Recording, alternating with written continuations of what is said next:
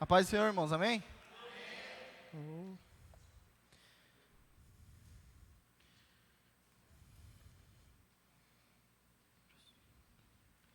pastor me convidou para que eu pudesse estar pregando nessa noite.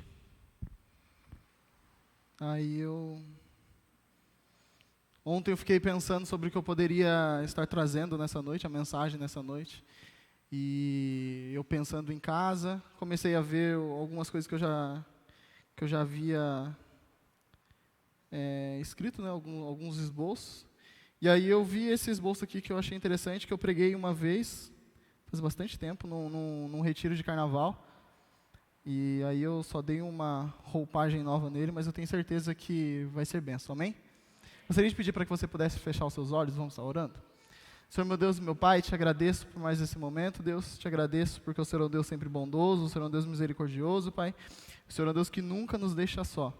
Pai, nós sabemos que o Senhor está aqui presente, nós sabemos que desde o começo do culto nós já nós já começamos a prestar o nosso culto ao Senhor com os nossos louvores, nós já fizemos isso agora também com os nossos dízimos e as nossas ofertas, Pai, e agora, Pai, nós também queremos aprender e ouvir um pouco mais daquilo que o Senhor tem para dizer para nós, Pai. Usa a minha vida, Pai, que eu não venha falar aquilo que eu quero, mas aquilo que está no teu coração para a tua igreja, Pai. É isso que eu te peço e já te agradeço em nome de Jesus. Amém. Amém? Essa mensagem, obrigado, Tati. Essa mensagem foi num acampamento, agora não lembro o ano que foi, mas o tema do acampamento, eu acho que foi esse o tema do acampamento, era a prova real. E foi esse? Faz uns 2 anos, né, eu acho. Foi antes da pandemia, né?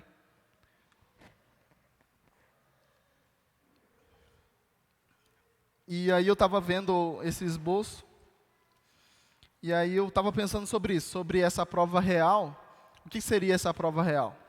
Esse é um tema que é bastante falado na escola, né, sobre tirar a prova real de alguma questão. Então ela é uma operação matemática para realizar a prova para provar que a outra operação está correta. Então você usa uma operação para que possa provar isso.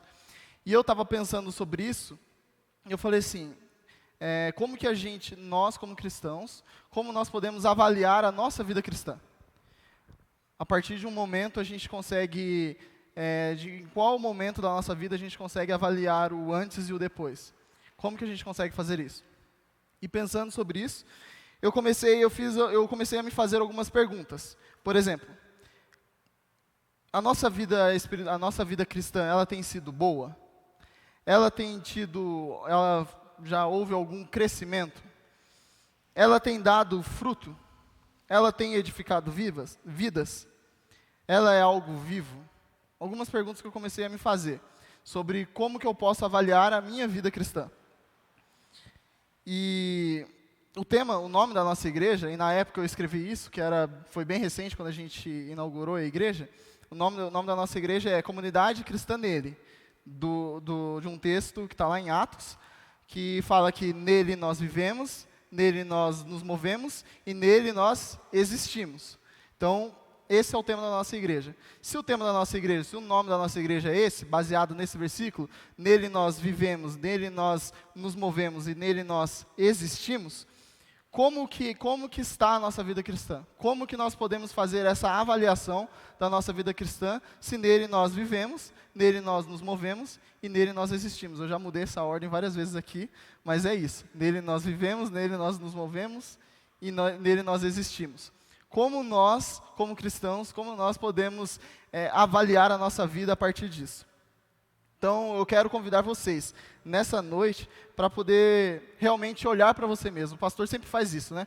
Nos cultos de Santa Ceia, ele sempre tem o costume de falar para que a gente possa, o homem avalie a si mesmo, né? Olha para você e vê como você está, se você está apto ou não a participar da ceia. Nessa noite eu gostaria de convidar você, para que você possa olhar para você mesmo e ver como está a sua vida cristã. Amém? Então, a primeira forma da gente conseguir tirar essa prova real, ou até mesmo avaliar a nossa vida cristã, é do momento da sua conversão. Do momento da sua conversão até hoje, até o dia de hoje. Houve algum tipo de crescimento? Desde o momento que você teve um encontro com o Senhor, ou o Senhor te encontrou, e ali você entregou a sua vida a Ele, até hoje, houve algum tipo de crescimento? Houve um crescimento na sua vida? Gostaria de pedir para que vocês pudessem abrir lá em Hebreus. Hebreus capítulo 5.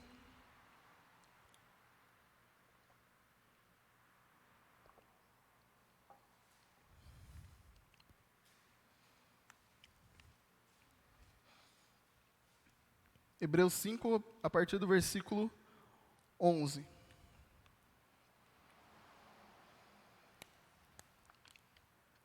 Todos acharam, amém? Diz assim, ó: a esse respeito temos muitas coisas a dizer, coisas difíceis de explicar, porque vocês ficaram com preguiça de ouvir.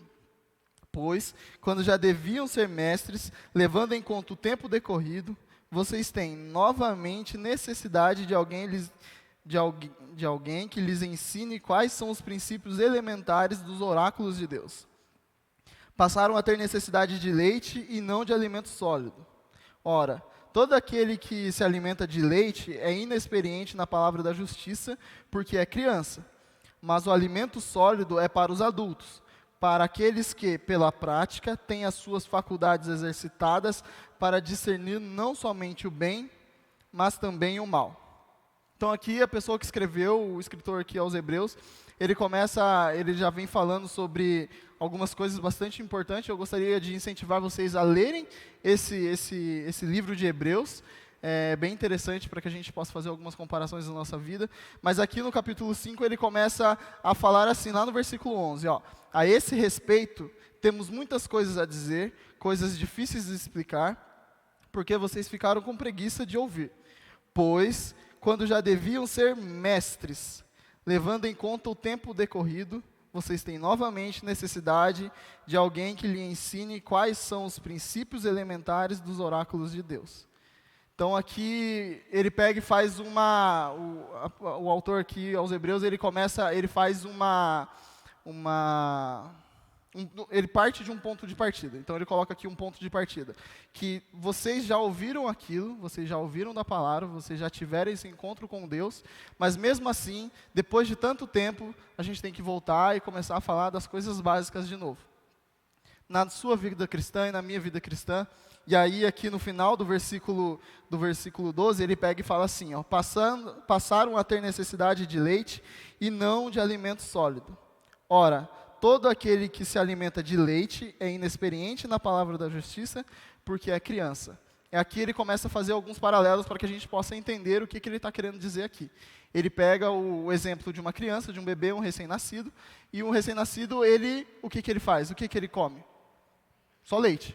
Ele só consegue tomar leite. Ele não tem a capacidade de comer, por exemplo, um arroz, um feijão, um macarrão, churrasco, nada disso. Ele não consegue tomar uma Coca-Cola, nada disso. Porque ele é recém-nascido. Ele só consegue tomar o leite materno. Mas ele não vai permanecer assim para sempre. Ele não vai permanecer daqui a 50 anos um recém-nascido só tomando leite materno. Ele vai crescendo. Conforme ele vai crescendo, você vai vendo que a mãe, com o tempo, as mães aqui sabem, chega num determinado tempo, ela começa a fazer a introdução alimentar, né? E aí vai dando comidinha, vai dando não sei o quê, vai dando fruta, e vai dando aquilo e aquilo, e a criança vai crescendo, depois ele vai começando a comer mais comidas comuns, né, que a gente come, e aí ele cresce. E aí, como o pastor disse esses dias, não para mais de comer nunca mais, né? É exatamente isso. Nós, na vida cristã, é a mesma coisa.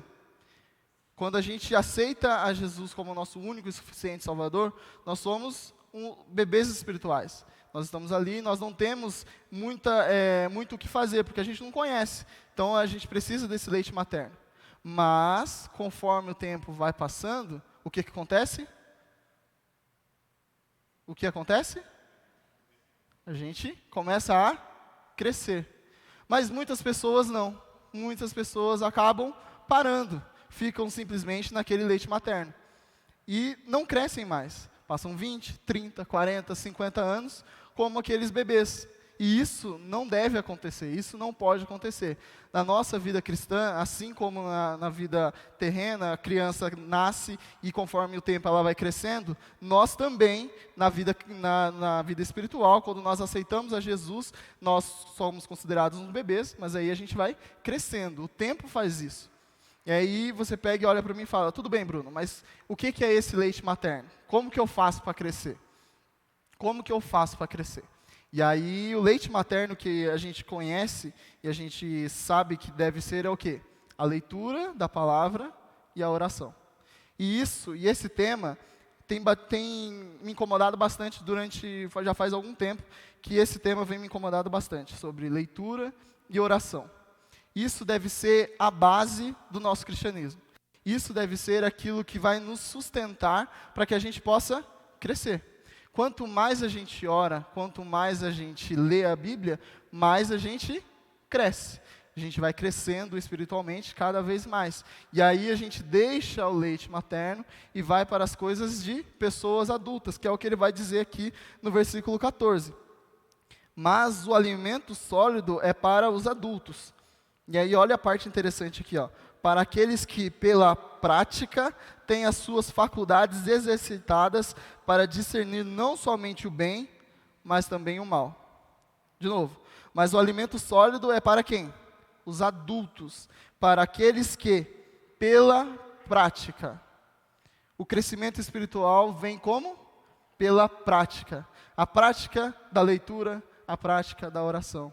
Quando você coloca tudo isso junto, você começa a colocar em prática tudo isso, e aí você começa a crescer cada vez mais. Então, o crescimento ele requer prática, repetição, disciplina, disposição, dizer não ao eu. Às vezes nós queremos pular algumas etapas da nossa vida cristã. A gente aceita Jesus agora e já quer falar, já quer saber como que funciona o arrebatamento, Jesus, se a gente vai ficar aqui antes ou depois e tal. Não, vamos por partes. Vamos começar aqui do começo, do beabá, e vamos. E aí você vai crescendo cada vez mais. Mas às vezes a gente está tão empolgado que a gente quer pular algumas etapas, e isso faz muito mal para a gente. Mas não é assim. Para que você possa crescer espiritualmente, você precisa praticar diariamente a oração e a leitura da palavra. Sabe aquela frase, no pain, no gain? Quem aí faz academia aí, eu desisti no segundo dia, mas quem faz academia, crossfit, essas coisas, no pain, no gain. O que é no pain, no gain? Sem dor, sem ganho. Sem a leitura da palavra e sem a oração, você não tem crescimento espiritual, não tem comunhão com Deus, não tem vida com Deus, e você não consegue viver um cristianismo que valha a pena viver. Sem essa prática da leitura, sem essa prática da oração, você não consegue colocar em prática tudo isso que está escrito aqui. E se você não consegue colocar tudo isso que está em prática, tudo isso daqui, como que você consegue crescer espiritualmente? Como você vai crescer espiritualmente? Nós temos que viver esse cristianismo, um cristianismo, como eu disse aqui, que vale a pena viver. Um cristianismo que não seja só nominal. Eu sou cristão. Eu vou na igreja. Não, eu vivo esse cristianismo. E a gente está vendo lá no Família Nele, a gente está estudando Atos, começo lá da igreja primitiva, e nós vemos quanta paixão, e quanto sentimento, e quanto o coração, e quanto amor que aqueles discípulos e aqueles apóstolos, aquela igreja no começo, colocavam ali no começo. Para quê? Porque tudo aquilo queimava no coração deles. Tem um versículo que eu gosto muito, que diz lá em Atos 4:20, Pedro fala que eu não posso deixar de falar daquilo que eu ouvi e daquilo que eu vi. Isso tem que queimar no coração de cada um que está aqui. Porque é isso que vai nos fazer caminhar mais à frente. É isso que vai nos fazer chegar até o final. A gente não pode pular etapas. Se você, por algum momento da sua vida, todos aqui que eu vejo aqui já são cristãos há bastante tempo, né? Ninguém se converteu há pouco tempo, pelo que eu sei. E como que está a sua vida cristã? Houve algum tipo de crescimento? Ou você ainda é um bebê espiritual? Você já está na adolescência? Você já está na parte jovem, adulta? Como que você está na sua vida cristã? Como está? Não precisa responder para mim. Isso daí é uma autoavaliação, para que você possa olhar para você mesmo e ver aonde você está. Em que parte, como que está o seu cristianismo. Se ele está crescendo ou não. Amém? A segunda forma de tirarmos a prova real, ou a forma que a gente tem para avaliar a nossa vida, é nos perguntando se estamos dando fruto. Se a gente está no processo de crescimento, em algum momento da sua vida, você tem que dar fruto. Por que que eu tenho que dar fruto? Abra aí para mim Mateus 7. Mateus 7, 17.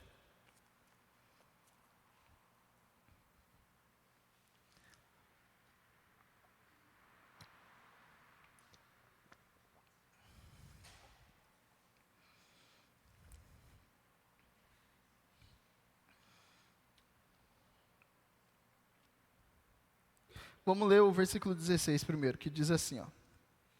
Pelos seus frutos vocês os conhecerão. Por acaso, se colhem uvas de espinheiros ou figos de ervas daninhas? Assim, toda árvore boa produz frutos bons, porém a árvore má produz frutos maus. A árvore boa não pode produzir frutos maus, e a árvore má não pode produzir frutos bons. Toda árvore que não produz bom fruto é cortada e jogada no fogo. Assim, pois, pelos seus frutos vocês o conhecerão. Se nós aceitamos a Jesus e nós começamos a caminhar com Ele, nós estamos vendo que na nossa vida nós estamos tendo esse tipo de crescimento, baseado na leitura, na oração e colocando tudo isso em prática. Amém? Partindo disso, nós sabemos que nós estamos caminhando, e dentro dessa caminhada cristã, nós temos que dar frutos. Por que que nós temos que dar frutos? Porque nós estamos ligados na árvore. Eu vou ler aqui uma parte que diz assim, ó. A árvore é Jesus, e se estamos ligados nele, por meio dele, iremos produzir bons frutos. E o que é esse fruto? O apóstolo Paulo nos diz lá na sua carta aos Gálatas, que o fruto do Espírito é amor, alegria, paz, longanimidade, benignidade, bondade, fidelidade, mansidão e domínio próprio. E como que eu digo que sou um cristão? Como que eu, que digo que sou um cristão, tenho vivido isso? Se nós estamos ligados nessa árvore, lá em João, Jesus ele pega e diz que nós fomos enxertados nessa árvore, né? É João? Agora não sei se é João ou é Romanos, agora eu me confundi. Mas diz que nós somos enxertados nessa árvore para que a gente possa dar fruto. A árvore aqui é simbolizada como o próprio Jesus, Deus. Amém? Nós fomos enxertados, nós fomos colocados nessa árvore. E toda vez nesse momento que nós fomos colocados nessa árvore, nós passamos a dar frutos de acordo com essa árvore. O texto aqui diz, ó, pelos seus frutos vocês o conhecerão. Então nós vamos conhecer quem você é a partir do fruto que você dá, porque você está ligado a uma árvore que é Jesus. E os frutos que você dá são esses frutos do Espírito Santo. O amor, a alegria, a paz e toda aquela lista que está lá em Gálatas. Não existe possibilidade nenhuma de darmos bons frutos longe de Jesus Cristo. Não existe possibilidade nenhuma de darmos bons frutos longe de Jesus. Por quê? Como eu acabei de dizer, nós estamos ligados a essa árvore. Um galho, alguma coisa que esteja fora da árvore, ela não dá fruto. Nós temos que estar ligados nele. Porque Cristo é a árvore e nós somos aqueles que foram enxertados nessa árvore. E por estarmos ligados nessa árvore, nossos frutos devem ser de acordo com o que essa árvore produz. Devemos amar o próximo, então. Se nós estamos ligados a Jesus, e Jesus é o próprio amor, nós devemos amar o próximo. Nós devemos viver em alegria, porque Gálatas aqui diz que nós temos que viver em alegria. É um dos frutos. Mesmo nos momentos difíceis das nossas vidas, devemos seguir a paz com todos. Lá em Hebreus fala que nós devemos seguir a paz com todos, sem a qual ninguém verá o Senhor. Tudo isso são frutos que dão na nossa vida. E é através desses frutos que as pessoas vão olhar para você e vão ver se você é de fato um cristão mesmo ou não. Se você tem tido um crescimento na vida cristã ou não. É através dos seus frutos. Você tem dado fruto? A terceira forma de tirarmos a prova real da nossa vida cristã, ou de avaliar a forma como nós estamos vivendo essa vida cristã, é analisando se com a minha vida tenho edificado a vida das pessoas que estão ao meu redor. Então nós já passamos a parte do crescimento, nós estamos em crescimento, nós já sabemos que nós temos que dar fruto, e esse fruto serve para quê? Para edificar a vida das pessoas. Eu não tenho o costume de comer frutas aqui, mas todo mundo, as pessoas, a maioria aqui come frutas. E você sabe que a árvore deu a fruta e você come e aquilo te alimenta, aquilo te edifica, aquilo faz você ficar mais forte. O seu fruto tem alimentado a vida das outras pessoas? Através daquilo que você vive, você consegue edificar a vida das pessoas? Aí você está falando, Bruno, o que é edificar? Edificar nada mais é do que conduzir outras pessoas à virtude. A minha vida tem conduzido pessoas a uma boa conduta? As pessoas ao meu redor veem que em mim há algo de diferente? Algo que eles não têm? Lá em Salmo 1, não precisa abrir, mas lá em Salmo 1, diz assim que bem-aventurado é o varão que não anda segundo o conselho dos ímpios, nem se detém no caminho dos pecadores, e nem se assenta na roda dos escarnecedores. Antes, tem o seu prazer na lei do Senhor, e nela medita de dia e de noite. Qual é o fruto que você dá baseado nesse Salmo 1? Quando você não anda segundo o conselho dos ímpios, nem se detém no caminho dos pecadores, e nem se assenta na roda dos escarnecedores. Quando você não está em más conversações, quando você não fala aquilo que você não deveria falar, quando você age de uma forma diferente que todos agiriam. Isso eu falo bastante com o Guilherme, que trabalha comigo, a forma como você fala, a forma como você trata as pessoas, tudo isso as pessoas vão olhar para você e tem que ver diferença em você, porque eles olham, por exemplo, para o Guilherme e tem que ver no Guilherme a diferença que uma outra pessoa agiria naquela situação. Elas têm que ver essa diferença. Elas têm que notar essa diferença. E através do fruto que você dá, você vai edificando as pessoas. Mas por que que você faz essas coisas? Por que que você é diferente? Por que que você não age assim? Por que que você não senta na roda dos escarnecedores? Porque você tem o prazer na lei do Senhor. E aí a gente volta lá na primeira parte, que é do crescimento. O crescimento nunca vai parar, porque você está sempre lendo a Bíblia e orando. E no começo, às vezes é difícil mesmo, é chato você ler a Bíblia e orar. Até você colocar isso como costume, às vezes é difícil mesmo. Mas vai chegar um momento na sua caminhada cristã que você vai ter o prazer de meditar na lei do Senhor. E nela, de dia e de noite, você vai meditar. Porque vai se tornar um prazer. E por se tornar um prazer, não vai ser mais peso. E aí, por não ser mais peso, a caminhada vai ficando mais fácil. Você vai começando a caminhar mais fácil. Os frutos vão começar a aparecer mais fáceis. Por quê? Porque tudo é a questão daquilo lá. Disciplina, prática, dizer não ao eu mesmo, para que isso possa se sobressair na nossa vida. Amém? Assim como Daniel, que no meio de tanta idolatria e pecados, não se sujeitou aos costumes da terra em que ele estava, mas juntamente com seus amigos resolveram viver de fato uma vida que edifica. Através dele, reis foram tocados, pessoas foram transformadas e as vidas deles foram para a glória de Deus. A vida de Daniel, depois também, se você não leu, eu incentivo você a ler o livro de Daniel. Você vai ver que com a forma dele ver as coisas, a forma como ele adorava ao Deus dele, transformou as coisas que estavam ao redor. Fazia com que as coisas se tornavam o ruim, o mal ao bem para ele, porque ele se posicionava e ele vivia de acordo com aquilo que ele cria, de acordo com a palavra de Deus. Amém? E a última forma que a gente pode falar aqui nessa noite, de avaliarmos a nossa vida cristã, é se a minha vida com Cristo, ela é viva.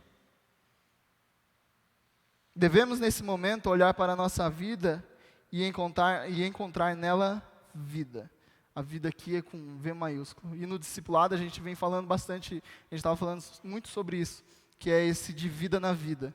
Como que eu posso gerar vida na vida do Hérnia, uma vida, não a vida que vem de mim, mas a vida que vem do próprio Deus, e é o Everton, não é Hérnia. Como eu posso gerar essa vida que vem do próprio Deus na vida dele. João 10:10, abre aí comigo.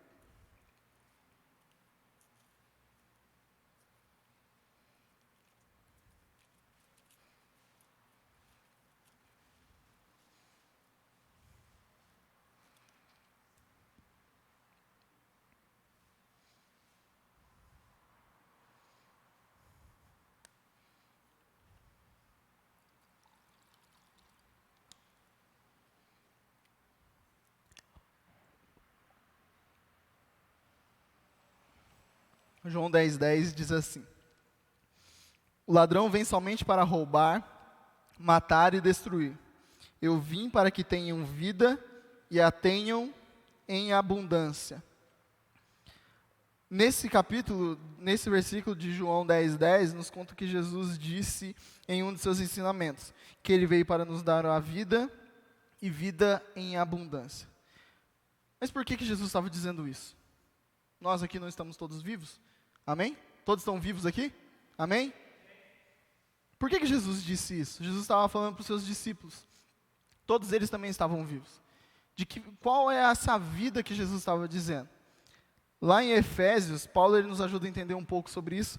Lá em Efésios, no capítulo 2, versículo 1 e 2, eu vou abrir aqui, porque eu não anotei tudo. Efésios 2, versículo 1 e 2.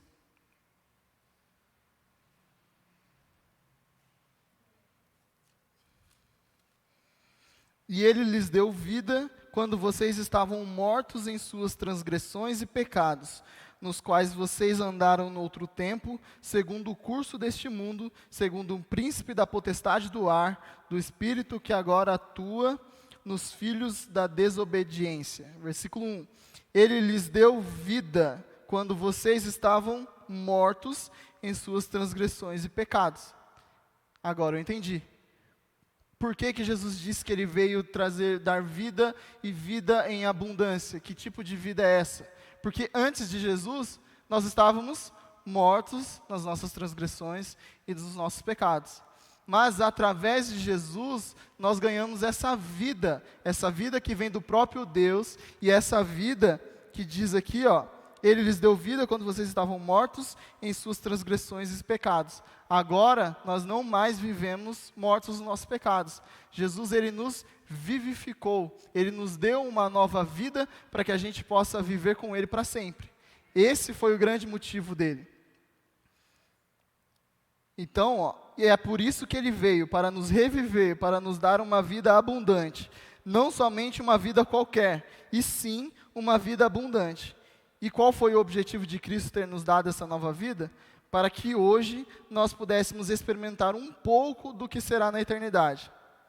Você sabia disso? Jesus morreu para te dar vida abundante na presença dEle, para que um dia possamos usufruir dessa vida para sempre com Ele nos céus, louvando e adorando aquele que é digno de ser adorado. É através dessa vida que nós podemos viver com Ele para sempre.